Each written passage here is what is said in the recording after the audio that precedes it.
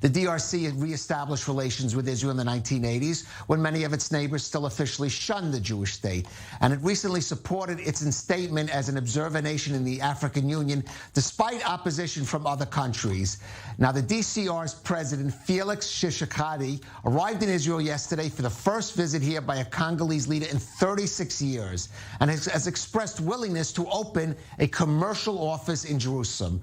Earlier, I spoke about the visit and Congo's relations with Israel with Stephanie Mbombo, president of the Congolese political party, CRIC. Here's that interview. Stephanie Mbombo, thank you for joining us on I-24 News. Thank you very much. Now, this is the President Tshisekedi's visit is the first by any leader of the Democratic Republic of Congo to Israel since, I believe, 1985. So yes. What does he expect? What does Congo want to see out of this visit? Yeah, Congo are very happy to have this connection again between Congo and Israel in our bilateral cooperation. You know, Congolese people, each Congolese people identify himself to Israel spiritually, the connection of spiritually. It must be Muslim or Christian or whatever. We really connect to the country of Israel and spiritual level, and we are very happy to have this our president coming back and then to reinforce the diplomacy, the relationship between Congo and the DRC. But what is very important also, we know Israel is a very advanced country of high technology. We are talking Israel as a startup nation, Israel as the Silicon Valley of Middle East. So this is the occasion for Congolese startup to learn more about Israeli startup and know-how in advanced technology, especially in agriculture. You know, Congo has 80% of fertile soil, the DRC, but still people are suffering for hunger. So this could be the opportunity for Israel to transfer technology of agriculture or to produce locally what we consume in our country as well. So secondly is to fight against terrorists and to fight also against I can say to protect our border. Well, let me ask you about that, because Congo just recently, there was an attack claimed by Islamic State within Congo. So it's like Israel, it's dealing with its own battle with these, for example, Islamist extremists. Yes, of course. So we have a common enemy in terrorists, talking about Israel and the DRC. But this will be the time we learn, the DRC and Israel learn that the terrorist is going behind each country frontier. So we need to tackle the terrorists together. And then you see it was an unfortunate incident that happened, that the ambassador of Italy was being killed in the DRC. So it's the DRC war is not only against DRC people. It's against the region, against the entire world. So we need to tackle it together. And Israel will play a strong role because it has an advanced technology on soil protection, on intelligence, on security, and all the modern security that it can help the DRC, assist the DRC, of course, to fight against terrorism and security in the east of the country. So those are really the main point that the Congolese people are expecting to have back from the visit of our president here. This visit is coming in the key moment, because after the president of the DRC will go to G20, who will be the main discussion on G20 will be how we can share. We can globalize we can share data to fight against COVID, because the main point with COVID now is sharing data, sharing the information on the people who are risky or less risky, on the vaccination.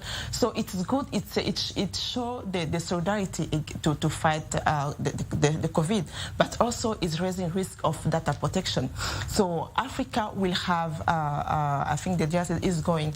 The president of African Union now, which is the Congolese president, will also need to reinforce the policy of digitalization and the data protection of African during this coronavirus, or we are obliged to share our data with many countries in UN, and that will be also the key point. Another key point is also the President of DRC is going to the climate summit in Glasgow, and in that summit it will be more about renewable energy, and the DRC is a climate solution. But we cannot be the climate solution only by giving to the world our mineral resources. We also need the technology to transform our mineral resources locally, so we can also be the leading role of Israel can battery the technology to transformation. That's so Israel can play a role for the modern mobility and to fight against climate change, to produce locally all the components that could be used in the renewable energy, such as battery and so on. Now, you mentioned the African Union. Israel recently won back observer status in that body. The DRC supported it. Other African countries have not been. What is it? How do you see the meaning, the importance of Israel being as an observer status in the African Union? I think this is the opportunity for Israel to be proactive diplomatically in Africa, because so far Israeli politics was only to US, United Nations. So, but for Israel, Africa is an opportunity of business, of new technology. Africa is a growing continent, very youth continent. Israel also is a very youth country. So I think we have common interest to fight against terrorism in Africa, and then to promote high technology, to promote modern agriculture, and to fight against the coronavirus by the digitalization of our economy to be more resilient against the coronavirus. So I think this is the opportunity that Israel has to become an observer of African Union, so to be more proactive and to take advantage of the free continent markets now in Africa, and to showcase what Israeli company in high tech could reinforce this economy in Africa. Right. Well, you're speaking of the economic ties. I do want to ask you, because there has been some reports that maybe the DRC would open a commercial office in Jerusalem, keep its embassy in Tel Aviv, but open a commercial office. You know, my president said he will come to Israel, and then he will be the first president to reopen the diplomatic relations between Israel and DRC. He did it. So I think if he said he will open the economic office in Israel, he will do it, because he's a doorman. When he promised, he will make it happen. Right. Now, you spoke of expanding in Africa. Israel in recent years, it has long-standing relations with the DRC, but it's managed to reestablish relations with other African nations. Talk that the Comoros may join. Do you see this process accelerating, more and more countries in Africa? I think more African countries start to understand not to look at Israel only Israel and the Palestinian side, but Israel as a solution to some problem in Africa that we are facing. So this is very important also, and Israel as a country in the world. So, and then with this Abraham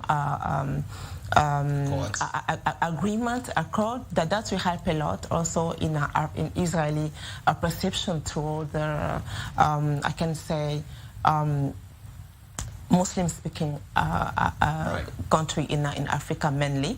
So this could help. You know, is the Minister of Foreign Affairs went to Morocco to visit the Moroccan king. Is very proactive in Africa, and it's really good for Africans to see Israel approaching Africa in a diplomatic way. So well, that's certainly, we see that in that relationship, certainly between Israel and the Democratic Republic of Congo. Definitely, for sure. Stephanie Mbombo, the president of the political party CRIC, thank you for joining us on I-24 News. Thank you for inviting me.